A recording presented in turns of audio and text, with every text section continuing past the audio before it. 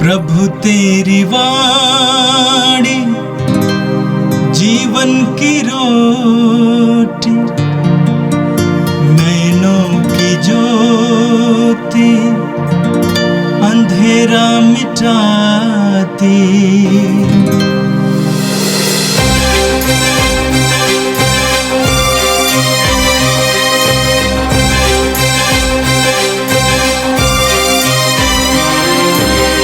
प्रभु तेरी वाणी जीवन की रोटी, नैनों की ज्योति अंधेरा मिटाती।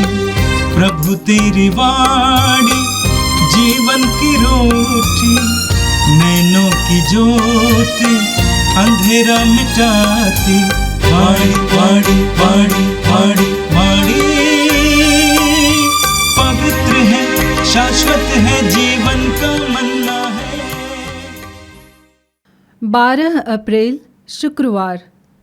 पहला पाठ प्रेरित चरित अध्याय 5 पद संख्याएं 34 से 42 तक। पाठ का मुख्य वाक्य है, प्रेरित इसलिए आनंदित होकर महासभा के भवन से निकले कि वे यीशु के नाम के कारण अपमानित होने योग्य समझे गए। उस समय गमालिएल नामक फरीसी, जो संहिता का शास्त्री और सारी जनता में सम्मानित था, महासभा में उठ खड़ा हुआ। उसने प्रेरितों को थोड़ी देर के लिए बाहर ले जाने का आदेश दिया और महासभा के सदस्यों से यह कहा, इस्राएली भाइयों, आप सावधानी से विचार करें कि इन लोगों के साथ क्या करने जा रहे हैं। कुछ समय पहले थेओदस प्रकट हुआ। वह दावा करता था कि मैं भी कुछ हूँ और लगभग 400 उसके अनुयायी बन गए। वह मारा गया, उसके सभी अनुयायी बिखर गए और उनका नाम निशान भी नहीं रहा। उसके बाद जनगणना के समय यूदस गलीली प्रकट हुआ। उसने बहुत से लोगों को बहकाकर अपने विद्रोह में सम्मिलित कर लिया। वह भी नष्ट हो गया और उसके सभी अनुयायी बिखर गए। इसलिए इस विषय के संबंध में मैं आप लोगों से यह कहना चाहता हूँ कि आप इनके काम में दखल मत दें और इन्हें अपनी राह चलने दें। यदि यह योजना अथवा आंदोलन मनुष्यों का है तो यह अपने आप नष्ट हो जाएगा, परंतु यदि यह ईश्वर का है तो आप इन्हें नहीं मिटा सकेंगे और ईश्वर के विरोधी प्रमाणित होंगे। वे उसकी बात मान गए। उन्होंने प्रेरितों को बुला भेजा, उन्हें कोड़े लगवाए और यह कड़ा आदेश देकर छोड़ दिया कि तुम लोग यीशु का नाम लेकर उपदेश मत दिया करो। प्रेरित इसलिए आनंदित होकर महासभा के भवन से निकले कि वे यीशु के नाम के कारण अपमानित होने योग्य समझे गए। वे प्रतिदिन मंदिर में और घर घर जाकर शिक्षा देते रहे और यीशु मसीह का सुसमाचार सुनाते रहे। यह प्रभु की वाणी है। संत योहन के अनुसार पवित्र सुसमाचार अध्याय 6 वाक्य 1 से 15 तक। इसके बाद ईसा गलीलिया अर्थात तिबेरियस के समुद्र के उस पार गए। एक विशाल जन समूह उनके पीछे हो लिया, क्योंकि लोगों ने वे चमत्कार देखे थे जो ईसा बीमारों के लिए करते थे।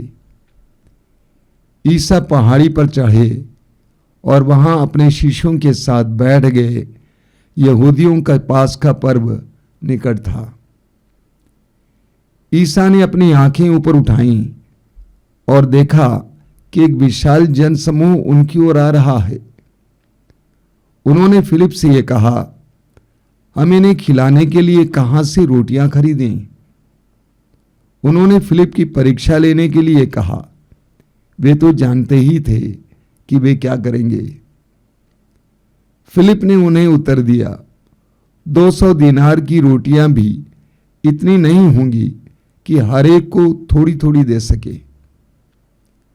उनके शिष्यों में एक सीमोन पेतरुस के भाई अंद्रेस ने कहा, यहां एक लड़के के पास जौ की 5 रोटियां और 2 मछलियां हैं, पर यह इतने लोगों के लिए क्या है?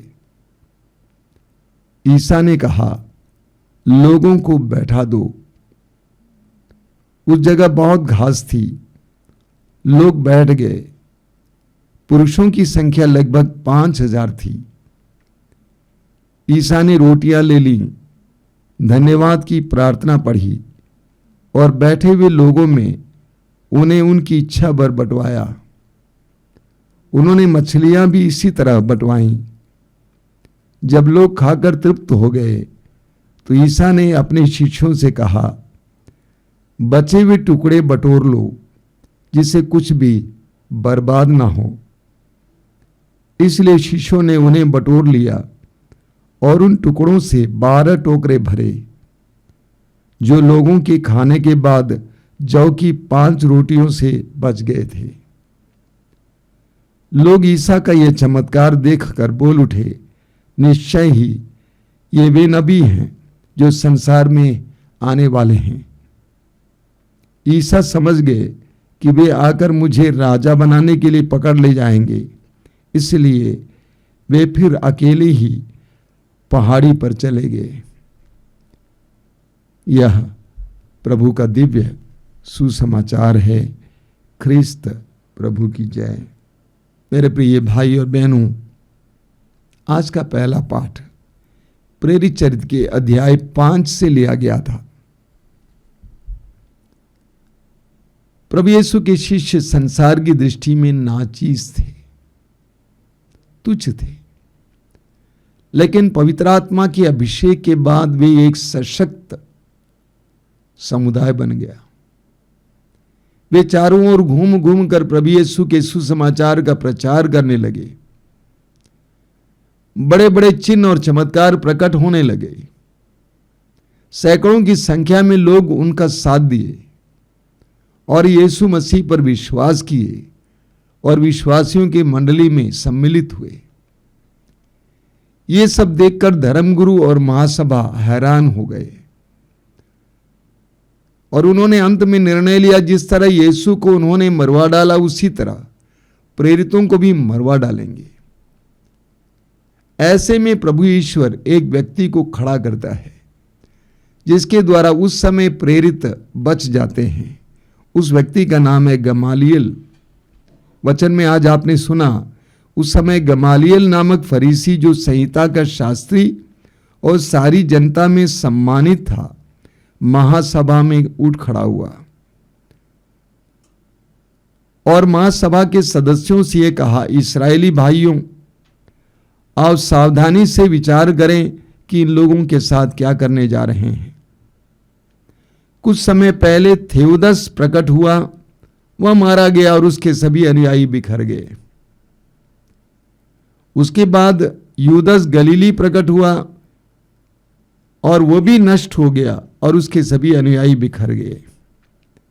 इसलिए इस मामले के संबंध में मैं आप लोगों से कहना चाहता हूं कि आप इनके काम में दखल न दें और इन्हें अपनी राह पर चलने दें।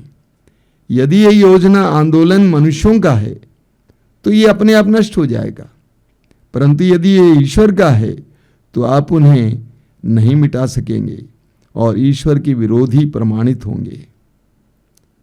महासभा को यह बात अच्छी लगी तो उन्होंने क्या किया, उन्होंने प्रेरितों को बुला भेजा, उन्हें कोड़े लगवाए और ये कड़ा आदेश देकर छोड़ दिया कि तुम लोग ईसा के नाम लेकर उपदेश मत किया करो। प्रेरित इसलिए आनंदित होकर महासभा के भवन से निकले कि वे ईसा के नाम के कारण अपमानित होने योग्य समझे गए। वे प्रतिदिन मंदिर में और घर घर जाकर शिक्षा देते रहे और ईसा मसीह का सुसमाचार सुनाते रहे। बहुत सुंदर प्रसंग है। ईश्वर के कार्य को कौन रोक सकता है? कोई नहीं रोक सकता है। पवित्र आत्मा के कार्य को कौन रोक सकता है? कोई नहीं रोक सकता है। इसलिए गमालियल ने महासभा से कहा कि यदि यह ईश्वर की ओर से है तो आपको रोकने का प्रयास नहीं करना चाहिए, क्योंकि आप ईश्वर के विरुद्ध कार्य करेंगे। महासभा ने प्रेरितों को कोड़े लगवाए और उनको धमकी देकर भेजा, लेकिन प्रेरितों की क्या प्रतिक्रिया है, ध्यान से सुनिए। प्रेरित इसलिए आनंदित होकर महासभा के भवन से निकले कि वे ईसा के नाम के कारण अपमानित होने योग्य समझे गए। समझने की बात है। प्रेरितों को कोड़े लगवाए गए, धमकी दी गई, इसके बावजूद वचन कहता है प्रेरित आनंदित होकर महासभा के भवन से बाहर गए, क्योंकि वे ईसा के नाम के कारण अपमानित होने के लिए योग्य पाए गए। यानी यीशु के नाम पर अपमान सहना, कोड़े खाना, वे सोचते हैं हमारे लिए सौभाग्य की बात है। यीशु के नाम के कारण अपमान सहना हमारे लिए सौभाग्य की बात है। हमें याकूब, पेतरुस और पौलुस से भी ये सुनने को मिलता है। याकूब अपने पत्र के अध्याय 1 वाक्य 2 और 3 में कहते हैं, यदि आपको विपत्तियों का सामना करना पड़े तो अपने आप को धन्य समझिए। पेतरुस अपने पहले पत्र के अध्याय 1 वाक्य 6 में कहते हैं कि आपको कई प्रकार के दुखों से गुजरना पड़ता है, ये आपके लिए आनंद का विषय है। पौलुस फिलिपियों के पत्र के अध्याय 1 उसके वाक्य 29 में कहते हैं, आप लोगों को न केवल मसीह के शिष्य बनने के लिए बल्कि उनके कारण दुख सहने के लिए भी वरदान मिला है। तो शिष्यों ने उस अपमान को और उन कोड़ों को एक सम्मान की तरह ग्रहण किया। आगे वचन में लिखा हुआ है, वे प्रतिदिन मंदिर में और घर घर जाकर शिक्षा देते रहे और ईसा मसीह का सुसमाचार सुनाते रहे। यूहन्ना के सुसमाचार के अध्याय 7 उसके वाक्य 37 में पढ़ते हैं, प्रभु यीशु कहते हैं, यदि कोई प्यासा हो मेरे पास आए, जो मुझ में विश्वास करे अपनी प्यास बुझाए, क्योंकि लिखा है उसके अंतःस्थल से संजीवन जल की नदियां फूट निकलेंगी।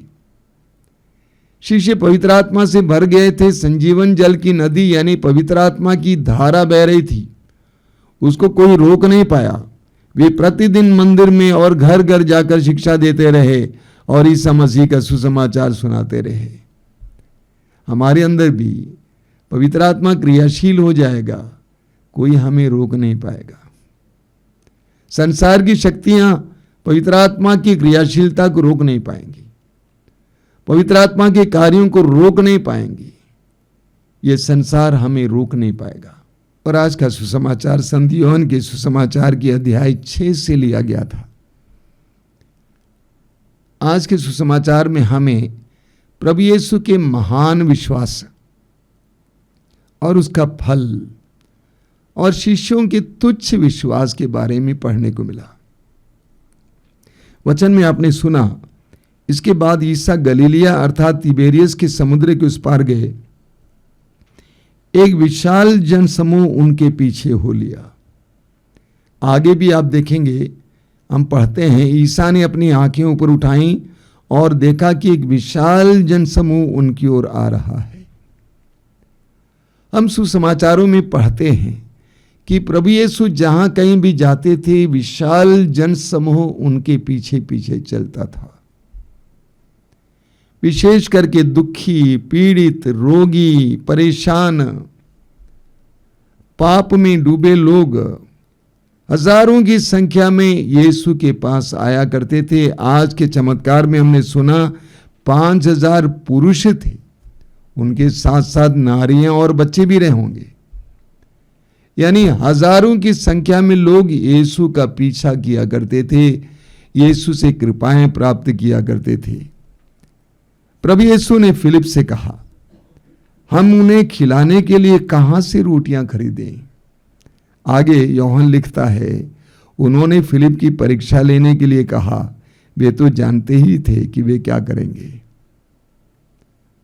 अब शिष्यों का तुच्छ विश्वास देखिए। फिलिप ने उन्हें उत्तर दिया, 200 दीनार की रोटियां भी इतनी ही नहीं होगी कि हर एक को थोड़ी थोड़ी मिल सके। उसी तरह अंद्रेस ने भी कहा, यहां एक लड़के के पास जौ की 5 रोटियां और 2 मछलियां हैं, पर ये इतने लोगों के लिए क्या है। कभी कभी हमारा भी विश्वास इसी तरह होता है।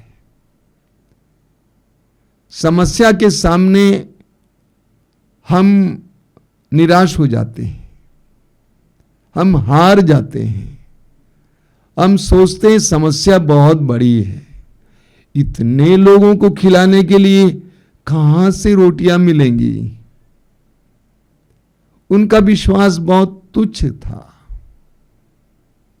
अंग्रेजी में किताब है, मेरे एक मित्र ने मुझसे कहा, उन्होंने पढ़ा है, मैंने नहीं पढ़ा है, ना मैंने देखा है। उसका शीर्षक है your God is too small, यानी आपका परमेश्वर बहुत छोटा है। मतलब ये नहीं कि परमेश्वर छोटा है, लेकिन परमेश्वर के बारे में आपकी धारणा बहुत छोटी है। थोड़ी सी चंगाई देने वाला, एक आध नौकरी देने वाला, एक आध बच्चा देने वाला। हमारा ईश्वर एक महान ईश्वर है। बाइबल में हम पढ़ते हैं कि उस ईश्वर ने शब्द मात्र से सारी सृष्टि की रचना की। शब्द मात्र से सारी सृष्टि की रचना करने वाला परमेश्वर महान परमेश्वर है, और इसलिए हमें उससे महान महान उम्मीदें होनी चाहिए, छोटी छोटी बातें नहीं। इस संसार में बहुत सारे विश्वासी हैं, मसीही हैं, जो प्रभु के पास छोटी छोटी बातों के लिए आते हैं। किसी ने कहा है, अगर प्रभु से आप एक फूल मांगेंगे तो एक फुलवारी दे देंगे। प्रभु देने में समर्थ है। कितने ही ऐसे लोगों के बारे में मैंने सुना है जो निसंतान थे, लेकिन प्रभु ने ढेर सारी संतान दे दी। तो हमारा ईश्वर एक महान ईश्वर है। प्रभु यीशु को उस महान ईश्वर पर विश्वास था, इसीलिए प्रभु ने कहा, क्या कहा? प्रभु ने कहा, लोगों को बैठा दो, लोगों को बैठा दो। उनके दृढ़ विश्वास का यह जबरदस्त अभिव्यक्ति है। लोगों को बैठा दो। जिस तरह यूहन्ना के सुसमाचार के अध्याय 11 में पढ़ते हैं, प्रभु यीशु लाजरुस के कब्र के सामने खड़े होकर कहते हैं, लाजरुस बाहर आ जाओ। उसी तरह प्रभु शिष्यों से कहते हैं कि लोगों को बैठा दो। और जितनी रोटियां थी, उन रोटियों और मछलियों को उठाकर आशीर्वाद की प्रार्थना करते हैं। उसके बाद शिष्य बांटते हैं। प्रभु ईश्वर हमारे पास जो कुछ है उसी के जरिए ही चमत्कार प्रकट करता है। मूसा से ईश्वर ने पूछा कि तुम्हारे हाथ में क्या? उसने कहा कि डंडा है। डंडे को जमीन पर डाल दो, वो सांप बन गया। फिर कहा कि उसको पकड़ो, वो फिर डंडा बन गया। तो ईश्वर हमारे पास जो है उसके द्वारा चमत्कार प्रकट करता है। हमारे पास जो तुच्छ है, कुछ नहीं है, उसी को ईश्वर चमत्कार के लिए माध्यम के रूप में इस्तेमाल करता है। प्रभु यीशु ने ऐसा ही किया और लोगों ने खाया, वे तृप्त हो गए। उसके बाद देखिए प्रभु ने क्या कहा। प्रभु ने कहा, बचे हुए टुकड़े बटोर लो जिससे कुछ भी बर्बाद ना हो। बचे हुए टुकड़े बटोर लो जिससे कुछ भी बर्बाद ना हो। हमारे जीवन में ईश्वर के द्वारा दी गई हर बात, हर चीज महत्वपूर्ण है, ईश्वर का वरदान है, उसको बर्बाद नहीं होने देना चाहिए। कई लोग पैसा बर्बाद करते हैं। जब बहुत ज्यादा पैसा आ जाता है, ऐश आराम में कई बातों में पैसा बर्बाद करते हैं। बड़े बड़े मकान बनाने में पैसा बर्बाद करते हैं, मनोरंजन में पैसा बर्बाद करते हैं, लेकिन उनको रोना पड़ेगा। एक एक चीज जो हमारे पास है, ईश्वर का वरदान है, उसको बर्बाद नहीं करना चाहिए, उसको सही इस्तेमाल करना चाहिए, उचित इस्तेमाल करना चाहिए। धन हो और अन्य चीजें हों, उचित इस्तेमाल करना चाहिए। जो लोग अनुचित इस्तेमाल करते हैं उनको बाद में पछताना पड़ता है। तो इसीलिए प्रभु ने कहा बटोर लो, और उन्होंने बटोर लिया। कितना था? 5 रोटियों और 2 मछलियों से बचे हुए 12 टोकरे रोटी के टुकड़े और मछलियां। जब ईश्वर देता है, थोड़ा नहीं देता है, भरपूर देता है। पेतरुस और अन्य शिष्यों ने कहा कि रात भर हमने परिश्रम किया, हम कोई भी मछली नहीं पकड़ पाए। प्रभु के आदेश के अनुसार उन्होंने मछली पकड़ने का प्रयास किया और ढेर सारी मछलियां उनको प्राप्त हुई। जब ईश्वर देता है तो उदारता पूर्वक देता है। अब आगे देखिए, लोग ईसा का एक चमत्कार देखकर बोल उठे, निश्चय ये वो नबी हैं जो संसार में आने वाले हैं। लोग आश्चर्यचकित हो गए। ईसा समझ गए कि वे आकर मुझे राजा बनाने के लिए पकड़ ले जाएंगे, इसलिए वे फिर अकेले ही पहाड़ी पर चले गए। प्रभु यीशु ने जान लिया कि ये लोग मुझे राजा बनाने का प्रयास करेंगे ताकि मैं रोमी सम्राट के खिलाफ लड़ूं और उनको आजादी दिला सकूं। प्रभु वहां से खिसक गए। प्रभु ने उस चमत्कार का नाजायज फायदा नहीं उठाया। He did not cash on that miracle.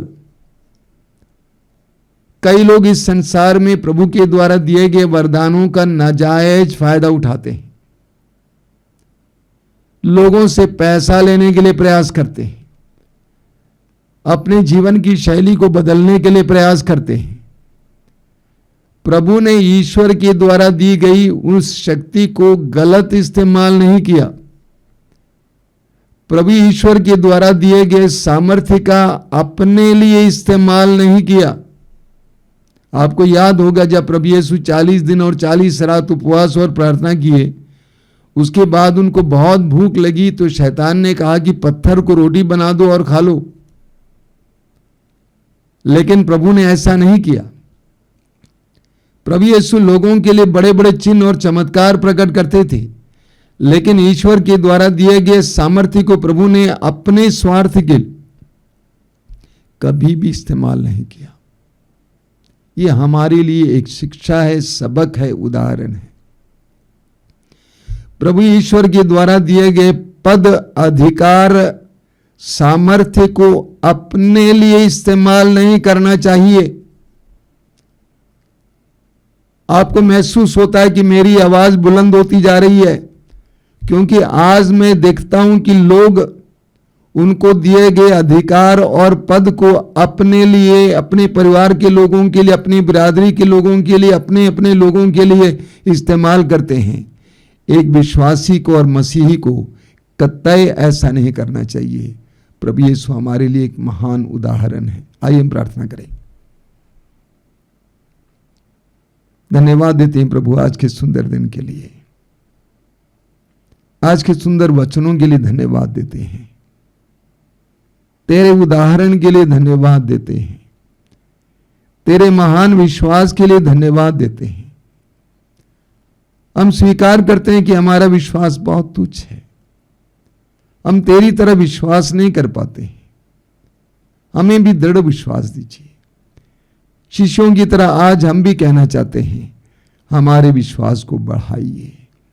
ये प्रभु यीशु इन वचनों को सुनने वाले मेरे भाई बहनों को आशीर्वाद देना। आज का संपूर्ण दिन उनके लिए कृपा का दिन बने, आशीष का दिन बने। हमारी प्रार्थना को ग्रहण कर, आमीन। प्रभु तेरी वाणी जीवन की रोटी, नैनों की ज्योति अंधेरा मिटाती। वाणी वाणी